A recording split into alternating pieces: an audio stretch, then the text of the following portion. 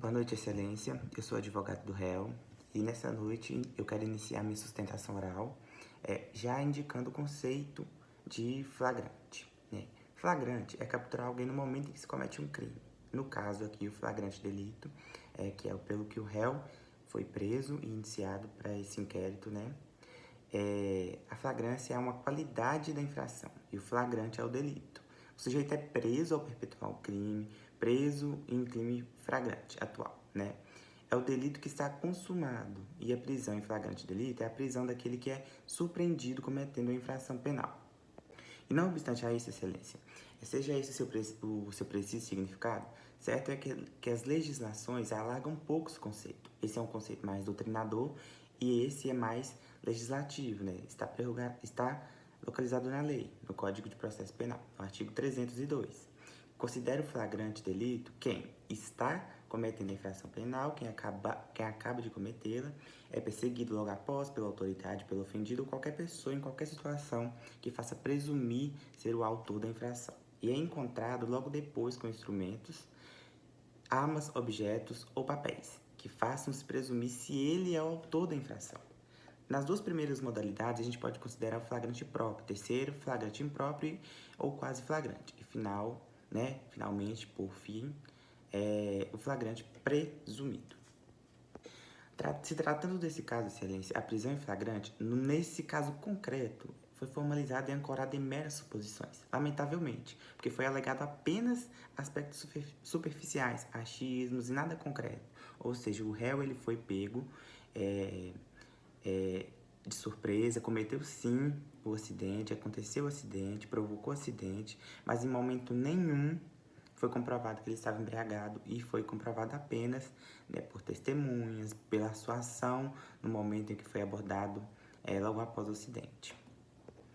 No momento em que o réu foi abordado com acusações de que teria cometido um crime, que teria machucado alguma pessoa, ele ficou assustado e logo já se negou a qualquer tipo de prestação de contas. No caso, ele não queria soprar o bafômetro porque já estava se sentindo intimidado e assustado pelas pessoas que já estavam ali, que já não deixaram ele responder nem conversar. Ele queria sim prestar socorro à vítima, mas foi impedido pelas testemunhas locais. Então, nesse caso, ele foi atordoado, ele foi acuado, e isso fez com que ele tomasse as atitudes sem perceber que estava cometendo ali um ato que poderia ser questionado depois.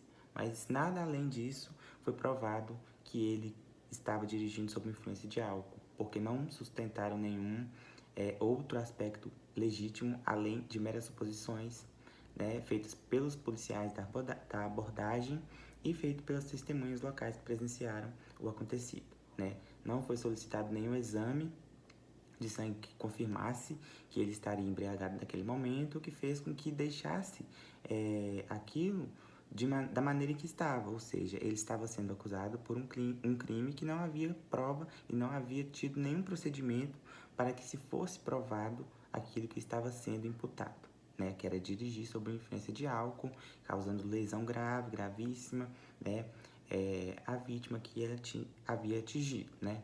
Ele não nega que causou o acidente, inclusive tem vídeos, foram gravados, mas em nenhum momento ele assume que estava embriagado.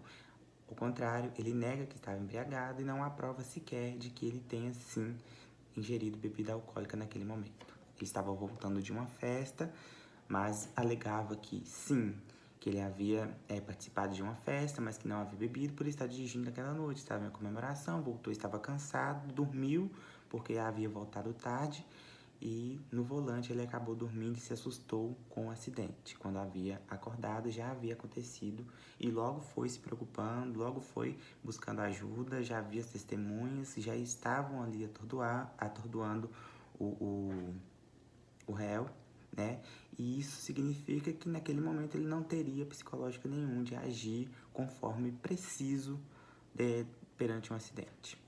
É bom a gente lembrar também, Excelência, que o condutor, quando ele, em tese, né, comete uma infração de ou crime de trânsito, não pode ser forçado a produzir uma prova desfavorável contra si. Isso está na Constituição Federal, né? A comprovação de que o condutor está ou não embriagado é para o agente de trânsito e não o condutor comprovar que está embriagado. É oportuno dizer que a Constituição Federal garante aos indivíduos o princípio de não culpabilidade, ou que muitos dizem é princípio da presunção de inocência. Em outras palavras, aquele que acusar que o condutor está em desacordo com a legislação terá o dever de comprovar, seja por documentos, vídeos e outras provas admitidas no direito, inclusive o teste do bafômetro. Mas não cabe ao acusador ou ao condutor demonstrar que está trafegando irregularidade com a lei. Caso queira este douto, tendo em vista a negativa da realização do teste do bafômetro, poderá aplicar uma penalidade que será defendida administrativamente e não criminalmente. E isso seria uma coisa horrível para o meu cliente. Reitera-se também, excelência, que o acusado ele é primário, detentor de bons antecedentes, tem endereço fixo e atividade lícita, já exerce atividade no ramo da construção civil e não existindo qualquer falha profissional de conduta durante o exercício de sua profissão. E não obstante a ausência do contraditório na fase de inquérito policial, ainda existem provas indiciárias idôneas para sustentar a prisão combatida, tendo em vista encontrar-se sustentada exclusivamente em hipóteses. E de fato, como eu já disse, o acusado já se envolveu nesse acidente na direção do veículo automotor, mas no entanto existem dúvidas quanto ao suposto estado de embriaguez, né? O acusado deveria ter sido colocado em liberdade pela autoridade policial mediante pagamento de fiança. Haja visto que a pena máxima abstrata do artigo 306, que é a embriaguez ao volante do CTB, né, não extrapola 4 anos.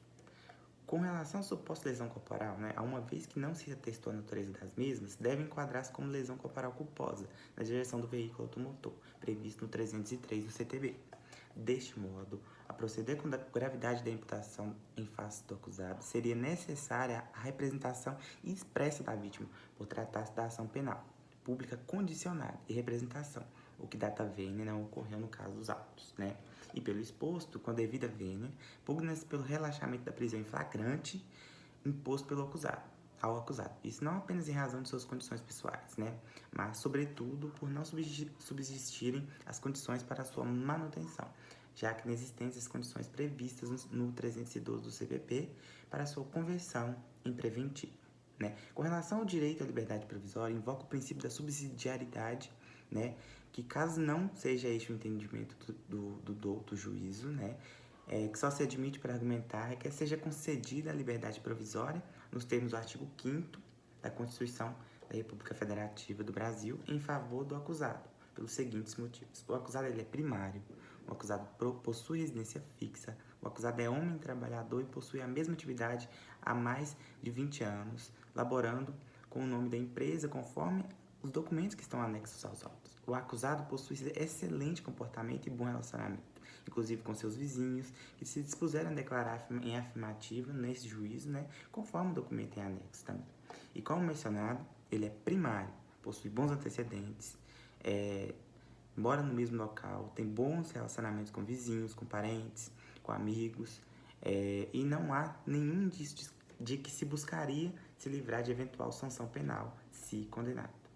Ademais, em um Estado democrático que resguarda a presunção de inocência, a regra é que o processo transcorra com o acusado em liberdade, apenas em circunstâncias excepcionais que autorizam a custódia cautelar, que é o caso antes da sentença definitiva, que é possível. Mas nesse caso não há necessidade nenhuma, o réu não apresenta perigo nenhum para a sociedade, como tem anexado seus bons antecedentes.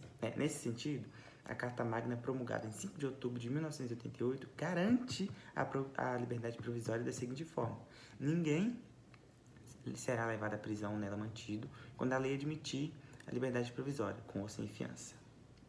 Ninguém será condenado culpado até o trânsito julgado da sentença condenatória, a presunção de inocência. Né?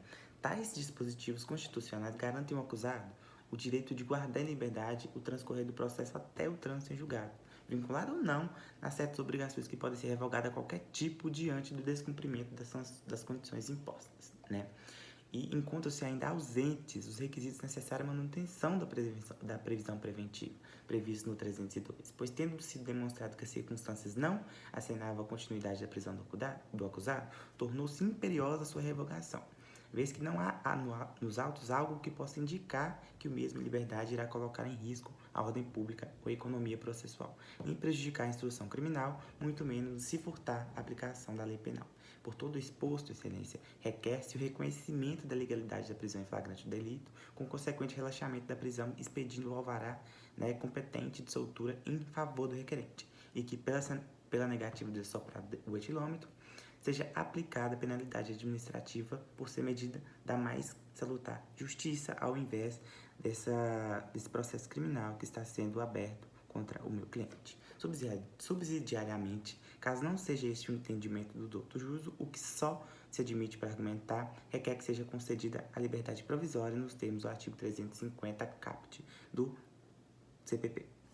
Por derradeiro, o acusado firma compromisso de comparecer a todos os atos de persecução penal, ocasião que provará sua inocência. Para isso, o réu se encontra no presídio tal informado nos autos. Dessa forma, como já informado, eu encerro a minha sustentação oral pedindo relaxamento e a ilegalidade da prisão em flagrante delito do cliente. Muito obrigado, senhor juiz.